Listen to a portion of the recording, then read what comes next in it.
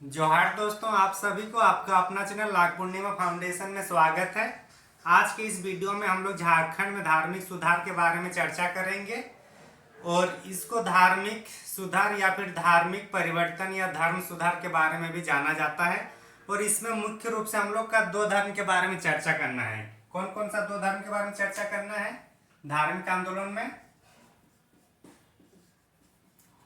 धार्मिक आंदोलन में हम लोग को दो धर्म के बारे में चर्चा करना है, एक बौद्ध धर्म और दूसरा जैन धर्म। बौद्ध धर्म और दूसरा कौन सा है? जैन धर्म। ये एक्चुअली भारत के संदर्भ में और भी धार्मिक आंदोलन हुआ है, सूफी संत वगैरह हुआ है, लेकिन झारखंड में जो इम्पोर्टेंट है या झारखंड में जिसका प्रभाव पड़ा है हम लोग को उसके बारे में चर्चा करना है धार्मिक आंदोलन के बारे में। तो झारखंड में जो दो धर्म का प्रभाव पड़ा है, एक है बौद्ध धर्म का और दूसरा है जैन धर्म का। अब हम लोग जो भी चर्चा करेंगे इसको हम लोग दो तरीके से कर सकते हैं, या तो हम लोग डायरेक्ट जैन धर्म लिख के झारखंड में किस जगह क्या क्या इसका मतलब साक्ष्य मिला है उसको हम लोग कर सकते हैं। दूसरा हम लोग कर सकते हैं कि इसको थोड़ा चर्चा करेंगे बौद्ध धर्म या जैन धर्म को, इसका थोड़ा बेसिक जो है संक्षेप में चर्चा करेंगे और उसके बाद हम लोग झारखंड में जो साक्ष्य मिला है उसको हम लोग डिस्कशन कर सकते हैं, चर्चा कर सकते हैं। तो मेरे मानना है कि अगर हम लोग इसका अगर बेसिक चीज दो चार पॉइंट संक्षेप में जानकारी प्राप्त कर लें, उसके बाद अगर झारखंड के संदर्भ में देखेंगे तो अच्छा रहेगा। होने से क्या होगा कि इसका भी आइडिया रहेगा बौद्ध धर्म या जैन धर्म का, और उसके बाद फिर हम लोग जो भी साक्ष्य है उस पर हम लोग चर्चा करेंगे, क्योंकि साक्ष्य में क्या है कि कहाँ पे कौन सा क्या चीज मिला है वही हम लोग को देखना है। तो उसमें ज्यादा हम लोग को टाइम नहीं लगेगा, इसमें भी थोड़ा 5, 10, 15 मिनट जितना हो थोड़ा देख लेते हैं कि इसमें क्या क्या सुधार हुआ है, या फिर कैसे बौद्ध धर्म आया या कैसे जैन धर्म आया, इसके बारे में भी एक बार हम लोग चर्चा कर सकते हैं। तो एक्चुअली बौद्ध धर्म आया या जैन धर्म आया, जो भी धार्मिक सुधार आया, आखिर इसका आने का कारण क्या था, ये भी करके भी सवाल मन में आ जाता है। तो एक्चुअली क्या होता है कि जैसे हम लोग पहले आए पाषाण काल में, पाषाण काल से हम लोग आए किसमें? सिंधु घाटी सभ्यता में। सिंधु घाटी सभ्यता से हम लोग वैदिक सभ्यता में आए। वैदिक सभ्यता में हम लोग दो चीज देखे थे, एक पूर्व वैदिक या ऋग वैदिक जिसको हम लोग बोलते हैं, और दूसरा जो हम लोग देखे तो उत्तर वैदिक। कौन सा? उत्तर वैदिक। और उत्तर वैदिक में क्या हुआ था? उत्तर वैदिक में लोहे का साक्ष्य, लोहे का हम लोग उपयोग करना शुरू कर दिए थे, लोहे के उपकरण का। तो अभी यहाँ बात आती है कि लोहे के जैसे उपयोग हुआ तो इसका क्या प्रभाव पड़ा कि समाज में परिवर्तन हुआ, धार्मिक आंदोलन हुआ, धर्म सुधार हुआ। तो इसके बारे में थोड़ा हम लोग 5 मिनट में चर्चा कर लेते हैं कि एक्चुअली जैसे कि ऋग्वेद में क्या आया था? ऋग्वेद में 4 वर्ण व्यवस्था आ गया था, आया था ना? ब्राह्मण, फिर क्षत्रिय, क्षत्रिय आया था, ब्राह्मण, क्षत्रिय, और उसके बाद वैश्य, और उसके बाद शूद्र। ये जो 4 जो वर्ण है ये ऋग्वेद में आया था, लेकिन ऋग्वेद में ये कर्म के आधार पर था। किसके आधार पर था? कर्म के आधार पर। लेकिन यही चीज उत्तर वैदिक काल में क्या हुआ? जन्म के आधार पर हो गया, जन्म पर आधारित हो गया ये ब्राह्मण, क्षत्रिय, और ये इधर कौन सा होगा? वैश्य, और ये होगा शूद्र। ये मतलब अगर इसमें था एक ही परिवार में, ये अलग अलग परिवार, मतलब ये क्या होगा? अगर जो शूद्र का बच्चा पैदा होगा वो शूद्र ही बनेगा, जो ब्राह्मण के घर में जन्म लेगा वो ब्राह्मण ही बनेगा, वही काम धाम करेंगे। लेकिन इसमें था अगर शूद्र का बेटा हुआ और उसको शूद्र का काम या फिर काम करने का नहीं मन करते तो वो ब्राह्मण भी बन सकता था इसमें ऋग्वेदिक में। लेकिन उत्तर वैदिक में जिस परिवार में जन्म लिया उसी परिवार का व्यवसाय है उसको आगे बढ़ाना है। तो अब हम लोग इसमें देखते हैं कि अब क्या है, मतलब जो भी सुधार, धार्मिक सुधार आंदोलन हुआ, मतलब आंदोलन धार्मिक रूप में हो रहा है। और पहले क्या था? पहले ब्राह्मण धर्म था, पहले ब्राह्मण धर्म था ना, जैसे वैदिक काल हुआ, वैदिक काल पूरा ब्राह्मण धर्म था। तो उसके विरोध हुआ तभी तो आंदोलन हो रहा है, विरोध होगा तभी आंदोलन होगा। तो मतलब ब्राह्मण विरोधी कैसे हुआ, इसको हम लोग देखते हैं। ब्राह्मण विरोधी,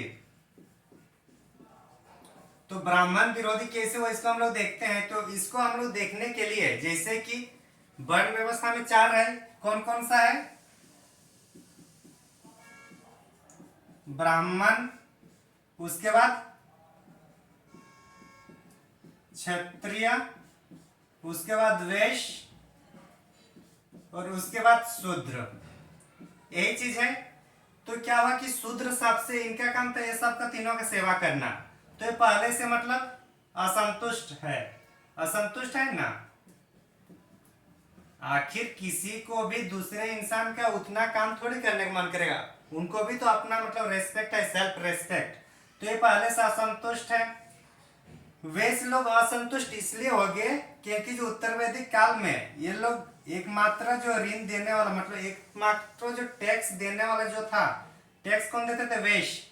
तो जो टैक्स देता था, और इसको ब्राह्मण जो टैक्स से उनको मिलता था, इंटरेस्ट जो इसको मिलता था, इंटरेस्ट जो ये लेते थे, तो ये इसको पाप का भाग कहा, किसको, वैश्य को। तो ये भी असंतुष्ट हो गया। अब क्षत्रिय जो राजा, क्षत्रिय में क्या आएगा, राजा आएगा। तो ये क्या हुआ कि जैसे लौ का शुरू हो गया, लौ का उपकरण बनना शुरू हो गया, लौ का औजार बनना शुरू हो गया, तो राजा के पास अपना सैनिक है, सैनिक रहेगा, लेकिन इसके पास समृद्ध है, सेना है, सब कुछ है, लेकिन समाज में सबसे ज्यादा मान्यता किसको मिल रही है, ब्राह्मण को। तो ब्राह्मण को मिल रहा है, लेकिन इसके पास सब कुछ है, लेकिन ये भी तो चाहेगा ना कि सबसे रेस्पेक्टेड वाला जो सोसाइटी में जो रहेगा वो पोजीशन किसका हो, क्षत्रिय का और राजा का हो। तो ये भी इसको विरोध करना शुरू किया, और तीनों में जब असंतुष्ट हो गया तो फिर एक नया धर्म, मतलब अभी फिर धर्म उत्पन्न होता है। और ये जो धर्म उत्पन्न हो रहा है, नया धर्म, वो कौन सा है, हम लोग का धार्मिक आंदोलन वहां हो रहा है। और धार्मिक आंदोलन में फिर बौद्ध धर्म और जैन धर्म जैसी धर्म की मतलब परिकल्पना शुरू हो गई। तो ये हम लोग समझ में आ गई कैसे धर्म परिवर्तन या कैसे धर्म आंदोलन हुआ। तो अब हम लोग देखेंगे बौद्ध धर्म और जैन धर्म के बारे में, थोड़ा सा टाइम ले लेंगे ताकि हम लोग कॉन्सेप्ट क्लियर हो जाए, और हम लोग का आगे जो फैक्ट्स है, तथ्य है, उसको भी हम लोग देखेंगे। तो अभी हम लोग जो चर्चा करने वाले हैं जो धार्मिक आंदोलन या धर्म सुधार में, तो उसमें हम लोग बौद्ध धर्म को करेंगे सबसे पहले, क्योंकि बौद्ध धर्म झारखंड में प्रभाव पड़ा किसका, महावीर जैन और गौतम बुद्ध। लेकिन जैन धर्म पहले से भले ही है, लेकिन झारखंड में उसका उस टाइम प्रभाव नहीं पड़ा। जब जैन धर्म में जब महावीर जैन आए, तब जाके झारखंड में उसका प्रभाव पड़ता है। और महावीर जैन जो गौतम बुद्ध है, उनके बाद इनका जन्म होता है। तो सबसे पहले जो झारखंड में हम लोग देखेंगे, वो हम लोग बौद्ध धर्म के बारे में हम लोग सबसे पहले चर्चा करेंगे। कौन से धर्म, बौद्ध धर्म के बारे में।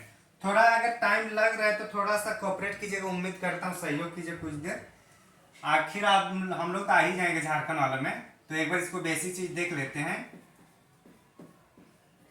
बौद्ध धर्म, तो बौद्ध धर्म को हम लोग देख लिए कि इसका कोई भी धर्म जो हुआ, कोई भी धर्म जो आया, जो भी आंदोलन हुआ, उसका रीजन क्या, तो हम लोग समझ में आ गया। अब हम लोग इसमें देखेंगे कि बौद्ध धर्म जो आए, बौद्ध धर्म का जो संस्थापक है, जिसको हम लोग महात्मा बुद्ध बोलते हैं, तो उनके बारे में वो थोड़ा जीवनी संक्षेप में देख लेंगे। तो महात्मा बुद्ध इनका कौन है, संस्थापक। संस्थापक कौन है, महात्मा बुद्ध ना।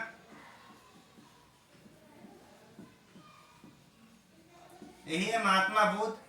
तो क्या इसका महात्मा बुद्ध है, इसका पहले नाम तो कुछ और होगा, उसके बाद महात्मा बुद्ध आया। तो इसके बारे में हम लोग अब चर्चा करेंगे, क्या जीवनी के बारे में थोड़ा बहुत, उसके बाद देखते हैं आगे हम लोग पढ़ेंगे। तो महात्मा जो बुद्ध है, महात्मा बुद्ध जो है, इनका बचपन का नाम क्या था, बचपन का नाम क्या था, सिद्धार्थ। सिद्धार्थ था ना, सिद्धार्थ। बचपन के नाम किसका था, सिद्धार्थ था। और इसका फादर्स का नाम क्या था, एफ से शुद्धोधन, शुद्धोधन, ठीक। माता की नाम क्या थी, माता का इनका नाम जो मतलब जैसे महात्मा बुद्ध का जन्म होता है, मतलब जैसे सिद्धार्थ का जन्म होता है उसके 7 दिन के अंदर ही इनकी माता जी जो थी इनकी जो माता थी उनकी माता की मृत्यु हो गई थी। और माता जो महामाया महामाया की मृत्यु हो जाती 7 दिन के अंदर ही जैसे इनका जन्म होता है। लेकिन जब उसको जो मतलब लालन पालन किए वो इनके मौसी ने किए हैं। किन्होंने किए? मौसी ने। और मौसी का नाम क्या है? प्रजापति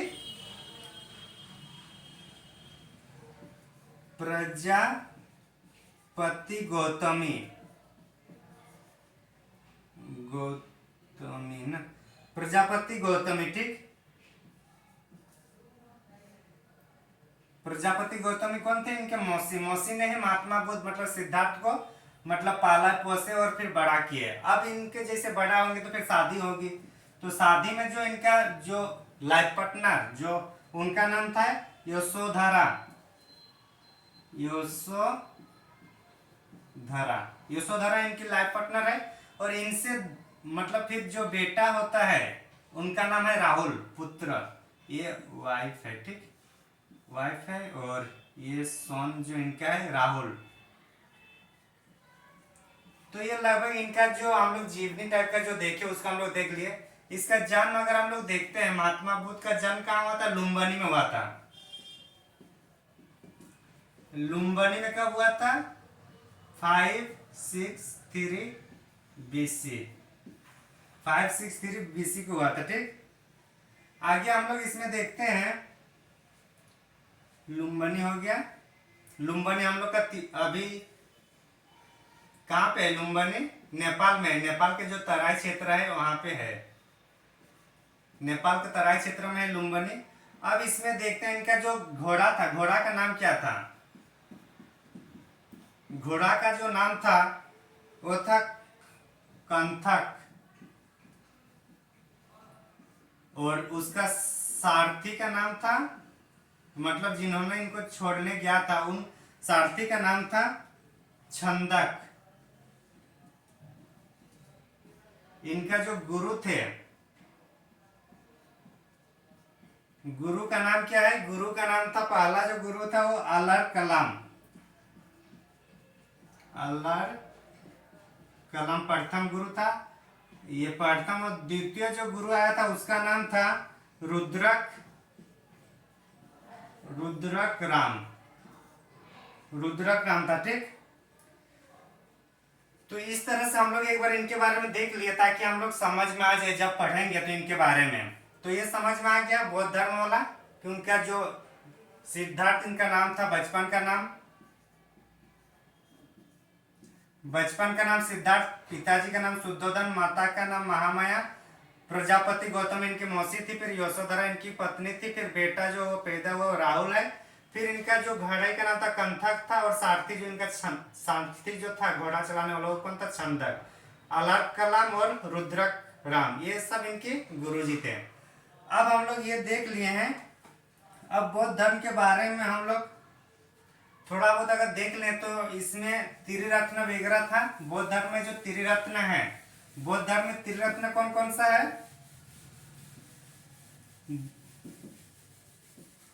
थोड़ा हम लोग संक्षेप में देख लेते हैं, थोड़ा सा आप लोग सहयोग कीजिए। त्रिरत्न, त्रिरत्न में कौन कौन सा है? बौद्ध, धम्म और संघ। बौद्ध, धम्म और संघ, ये त्रिरत्न है। ठीक, त्रिरत्न हो गया बौद्ध, धम्म और संघ। त्रिपिटक, त्रिपिटक, त्रिपिटक में क्या क्या है? त्रिपिटक में है सुत्त पिटक, विनय पिटक और अभिधम पिटक। सुत्त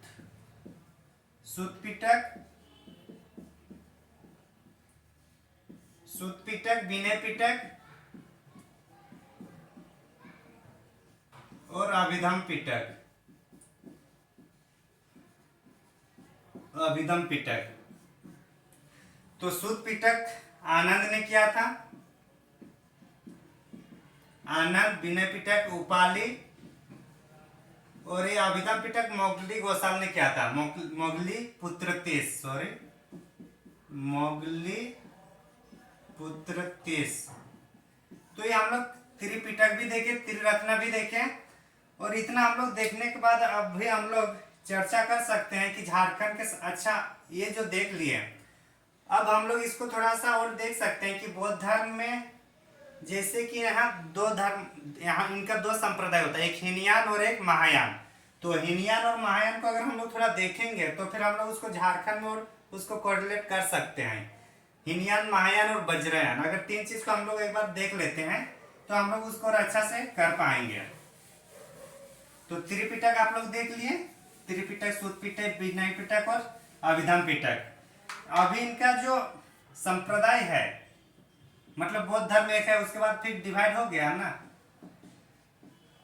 संप्रदाय में ये विभाजित हो जाते, तीन टोटल इनका संप्रदाय बनता है। वैसे जो हीनयान और महायान मेन है, सहजान, वज्रयान ये सब भी है, लेकिन थोड़ा जो हम लोग का जरूरी है उसका हम लोग देख देते हैं। हीनयान, महायान और वज्रयान, ये आप लोग पढ़े होंगे बुक में कि जो बौद्ध धर्म का जो वज्रयान शाखा है वो हम लोग के झारखंड में फैला हुआ है। तो हीनयान एक्चुअली क्या था, जो जब बुद्ध, महात्मा बुद्ध जब थे, गौतम बुद्ध, महात्मा बुद्ध के टाइम जो था उसको हम लोग बोला जाता है महायान, सॉरी हीनयान। और इनके बाद मतलब बुद्ध धर्म का जब महापरिनिर्वाण हुआ तो उसके बाद जो संप्रदाय चल रहा था उसको बोला गया महायान। तो इसमें जैसे कि हीनयान में जो भी भाषाएं मतलब जो प्रयोग की जाती थी वो पाली भाषा थी, पाली भाषा थी इसमें। और इसमें जो ये महायान में जो आया है संस्कृत भाषा आया है, कौन सा, संस्कृत। और ये जो वज्रयान वाला शाखा इसमें जादू टोना वाला है, कौन कौन सा, जादू टोना, तंत्र मंत्र, ये सब इसमें है। इसलिए हम लोग झारखंड में हम लोग देखते हैं ना, जादू टोना, तंत्र मंत्र, दान, ये सब क्या है, ये वज्रयान में आता है। जो बौद्ध धर्म का जो वज्रयान शाखा है इसके तहत जादू टोना, तंत्र मंत्र होता है। और हीनयान हम लोग देख लिए, महायान देख लिए। हीनयान में एक्चुअली भगवान, इसको जो प्रतीक रूप से, इसको हीनयान ने बौद्ध जो गौतम बुद्ध है उसको भगवान नहीं माना है, भगवान नहीं माने ये लोग उनका जो प्रतीक है, प्रतीक का पूजा करते थे, सॉरी प्रतीक पूजा करते थे। और जो महायान वाले थे ये लोग भगवान माने थे, किनको, गौतम बुद्ध को भगवान मानते थे। और इनको मूर्ति पूजा करते थे, लोग मूर्ति पूजा करते थे। तो हम लोग इतना देख लिए हैं। तो बौद्ध धर्म में लगभग इतना जो हम लोग संक्षेप में देख लिए हैं, लगभग 15 मिनट लग गया। तो थोड़ा आप लोग सहयोग कीजिए और उसके बाद आगे हम लोग देखेंगे कि इसका बौद्ध धर्म का जो ये परिवर्तन हुआ या फिर जो प्रचार प्रसार अब होगा, तो चूंकि इनका मेन जो इसका क्षेत्र कहाँ पे था, मगध वाला, मगध साम्राज्य में। और मगध साम्राज्य के दक्षिण में हम लोग हैं, तो 8वीं प्रदेश हम लोग उसी को मानते हैं ना, झारखंड वाला। साथ ही साथ ये मतलब बौद्ध धर्म जो था ये देश के साथ साथ विदेशों में भी फैला, इसे चीन गया, चीन के बाद इधर हम लोग का श्रीलंका गए हैं, फिर जो एशियन कंट्रीज है वो सब में बौद्ध धर्म अभी भी पूरा देखा जाता है। तो अब हम लोग जो बौद्ध धर्म देखे, जो संक्षेप में हम लोग बौद्ध धर्म के बारे में चर्चा किए, अब हम लोग देखेंगे कि झारखंड में जो बौद्ध धर्म है इनका साक्ष्य कहाँ कहाँ मिलता है। अच्छा, बौद्ध धर्म में जैसे हम लोग ये देख लिए, इसमें अच्छा लगभग इतना ठीक है, बाकी जो होगा हम लोग जीएस में पढ़ लेंगे। तो अब इतना बेसिक समझने के लिए काफी है। अब हम लोग झारखंड में इनकी बौद्ध धर्म की क्या प्रभाव रही है उसको हम लोग देखेंगे, किस किस क्षेत्र में बौद्ध धर्म से संबंधित क्या क्या चीजें मिली है। अच्छा, जैसे बौद्ध धर्म का जैसे मतलब महापरिनिर्वाण का मतलब होता है मृत्यु।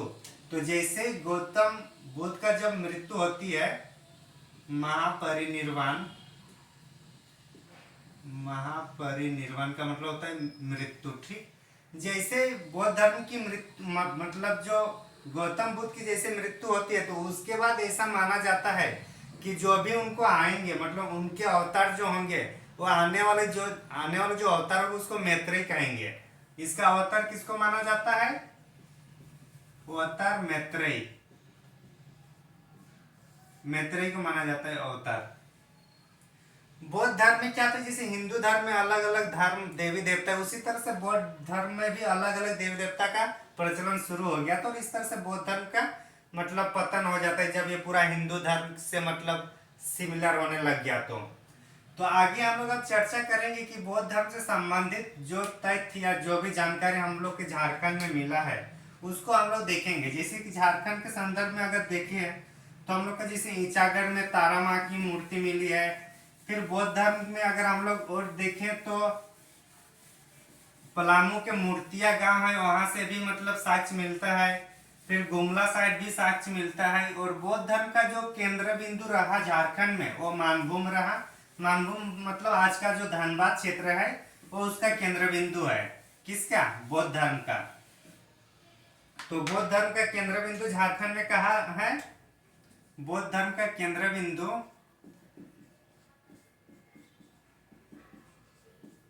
मानभूम, और मानभूम अभी कहाँ है? धनबाद। अच्छा, जो बौद्ध धर्म में इतना बताया उसमें बोरिंग तो नहीं हुए ना? क्योंकि वो थोड़ा संक्षेप में बता देने से एक अच्छा रहता है कि उसको हम लोग का जो कहानी था एक कहानी को समझ लेंगे तो उसके बाद जो हम लोग याद रखना होगा वो भी हम लोग याद रख पाएंगे। नहीं तो ऐसा आता है कि आकर डायरेक्ट बौद्ध धर्म लिख देते, बौद्ध धर्म में कौन सा कहाँ कहाँ क्या क्या साक्ष्य मिलता है। तो वही अगर लिखना होता तो फिर बुक्स को क्यों नहीं देखेंगे, क्योंकि बुक में तो सब है। जब बुक में है तो फिर इतना टाइम वेस्ट क्यों करना इधर। हम लोग को समझना है इसलिए हम लोग यहाँ इधर समझा रहे हैं। अगर समझाने का नहीं होता, डायरेक्ट अगर बुक में जो लिखा है वही छपवाना होता है तो फिर देखने का या बनाने का वीडियो बनाने कोई मकसद ही नहीं था। तो इसलिए हम लोग कॉन्सेप्ट देख लिए। अब इसमें देखेंगे कि जो जो भी साक्ष्य मिला है झारखंड में उसके बारे में हम लोग अब चर्चा करेंगे। और झारखंड में जो कौन सा शाखा इसके ज्यादा फेमस हुआ झारखंड में बौद्ध धर्म का? वज्रयान। वज्रयान। और वज्रयान शाखा की विशेषता क्या थी? तंत्र मंत्र जादू टोना जो भी था।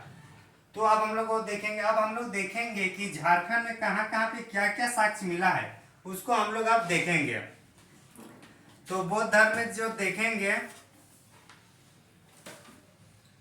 सबसे पहले इसका हम लोग मूर्तिया गांव वाला चर्चा कर लेते हैं। मूर्तिया गांव कहाँ पे है? पलामू ना।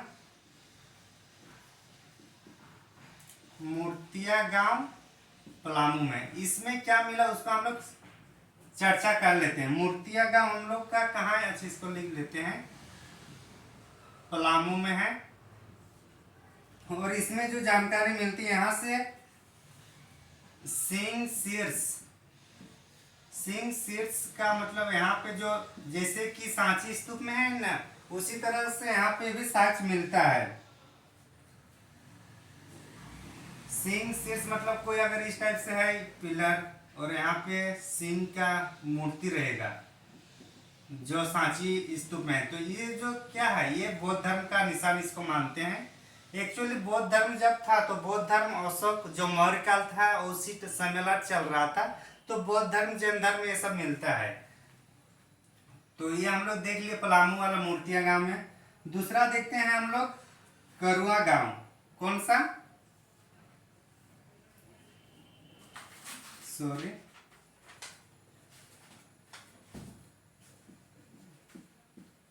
करुआ गांव।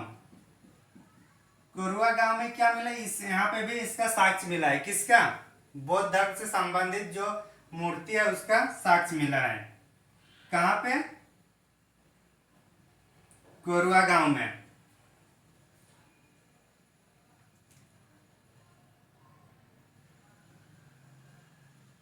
आगे हम लोग देखते हैं। अच्छा, करुआ गांव कहाँ पे है? गढ़वा में है। कहाँ पे है? गढ़वा में है। ठीक, करुआ गांव गढ़वा में है। यहाँ पे भी क्या मिला है? यहाँ पे भी साक्ष्य मिला है। किसका? बौद्ध धर्म से संबंधित यहाँ पे उनका मतलब बौद्ध स्तूप मिला है। बौद्ध स्तूप मिला है। फिर करुआ गांव के बाद हम लोग देखते हैं, फिर हम लोग कटुंगा गांव। कटुंगा गांव, कटुंगा गांव कहाँ पे है? ये हम लोग का है गुमला में है। कहाँ पे है? सॉरी, कटुंगा गांव हम लोग का गुमला में है। ठीक, कटुंगा गांव गुमला में है। और यहाँ पे क्या है? बुद्ध की एक प्रतिमा मिली है। बुद्ध की एक प्रतिमा किसकी मिली है? बुद्ध भगवान की एक प्रतिमा मिली। कहाँ पे? कटुंगा गांव में। कटुंगा गांव कहाँ पे है? गुमला में है। गुमला के बाद और थोड़ा अगर हम लोग नीचे चलेंगे तो हम लोग को मिलेगा कौन सा? खूंटी। खूंटी में हम लोग को मिलता है जो जगह है, वहां पे नाम है खूंटी का जो जगह है, खूंटी में जो मिला है उसको बेलवा दाग। क्या नाम है? बेलवा दाग। बेलवा दाग कहाँ पे है? ये खूंटी में है। खूंटी खूंटी झारखंड का उन 2 जिलों में से एक है जिसकी सीमा रेखा किसी दूसरे राज्यों से टच नहीं करती है। और यहाँ पे क्या मिला है? बेलवा दाग से, बेलवा दाग से क्या मिला है? बेलवा दाग से यहाँ पे बिहार मिला है। क्या मिला है? बिहार, बौद्ध बिहार इसको हम लोग बोलते हैं। एक्चुअली बिहार मतलब क्या होता है कि बौद्ध धर्म में 2 चीज होता है। अच्छा, इसी में लिख देते हैं। बौद्ध धर्म में 2 होते हैं, एक बिहार एक होता है और एक चैत्य होता है। एक चैत्य होता है और एक बिहार होता है। तो चैत्य में क्या होता है? चैत्य में पूजा पाठ होता है। क्या होता है इसमें? पूजा पाठ होता है चैत्य में। चैत्य में। और बिहार में क्या होता है जिसके हम लोग बोलते हैं ना निर्माण बिहार, आलिशान बिहार। तो बिहार क्या एक रहने का जगह है, मतलब इसको हम लोग बोल सकते हैं आवासीय क्षेत्र मान सकते हैं कि यहाँ पे जो ठहरने के लिए जो भिक्षु लोग रहते हैं वो लोग साल भर में सिर्फ वर्षा ऋतु में वो लोग अपने जगह पे जो रहते थे उसको हम लोग बिहार कहते थे। या फिर जहाँ पे वो लोग ठहरते हैं कुछ समय के लिए, तो जो ठहरने का जो एरिया है, स्टे वाला एरिया, उसको क्या कहें? स्टे के लिए जो ठहरते हैं उसको हम लोग बिहार कहते हैं रहने के लिए। तो ये जो रहने का जगह कहाँ पे मिला है हम लोग का? झारखंड में बेलवा दाग में मिला है। और बेलवा दाग में कहाँ पे? बेलवा दाग कहाँ पे है? खूंटी में है। तो इतना समझ में आ गया, इसको मिटा दें। समझ में आ गया ना? इसको मिटा देते हैं। फिर हम लोग देखते हैं सरिकला खरसोवा में एक ईंचागढ़ जगह का नाम है जो जहाँ से संबंधित है हम। तो ईंचागढ़ एक जगह है। ईंचागढ़ राजा भी आप लोग अगर पातकुम राजा अगर आप लोग हिस्ट्री में पढ़े होंगे तो ईंचागढ़ में माँ तारा की मूर्ति मिली है। किसकी? तारा देवी माँ की। ये तारा देवी की मूर्ति कहाँ मिली है? ईंचागढ़ में। और अभी इसको प्रेजेंट में रांची संग्रहालय में रखा गया है। कहाँ पे? रांची संग्रहालय। रांची संग्रहालय में अभी इसको तारा देवी की जो मूर्ति मिली है उसको रखा गया है। और एक क्षेत्र हम लोग का पटमदा आता है। पटमदा ये हम लोग का पूर्वी सिंहभूम जमशेदपुर के बगल में मिलेगा। पटमदा, पटमदा ये सब सब्जी उत्पादन के लिए फेमस है। तो जो पटमदा है यहाँ पे भी बौद्ध धर्म के उस टाइम का साक्ष्य मिला है। और यहाँ पे 2 बुद्ध भगवान की प्रतिमाएं मिली है। 2 बुद्ध भगवान की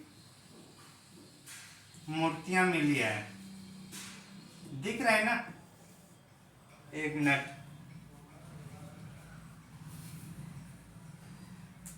अच्छा, 2 बुद्ध दिख रहा है और उसके नीचे भगवान की मूर्तियां हैं। ठीक, इधर लिख देते हैं भगवान की मूर्तियां मिली है।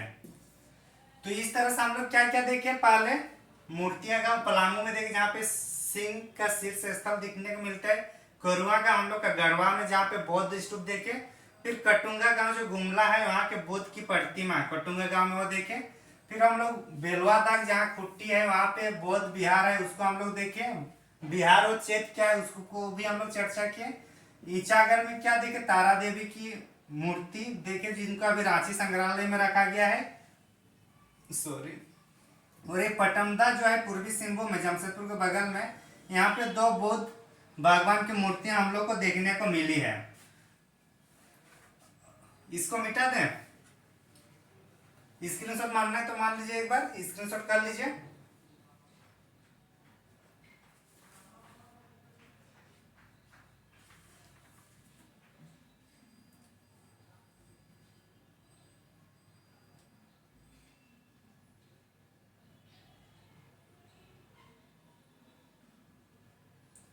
हो गया होगा। अभी हम लोग देखते हैं इधर।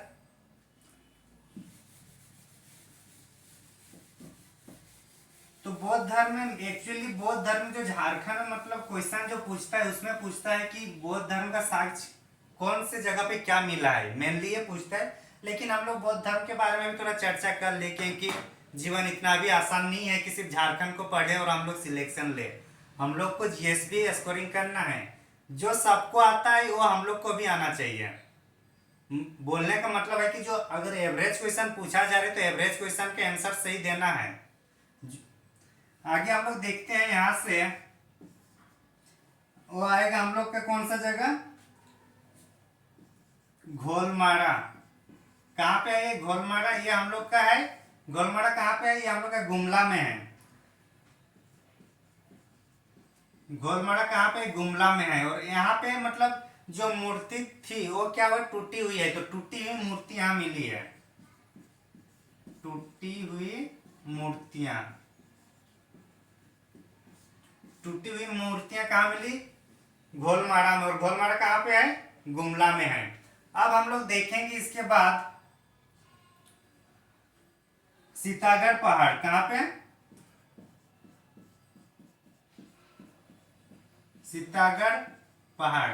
और सीतागढ़ पहाड़ कहाँ पर है, ये हजारीबाग जिले में अवस्थित है।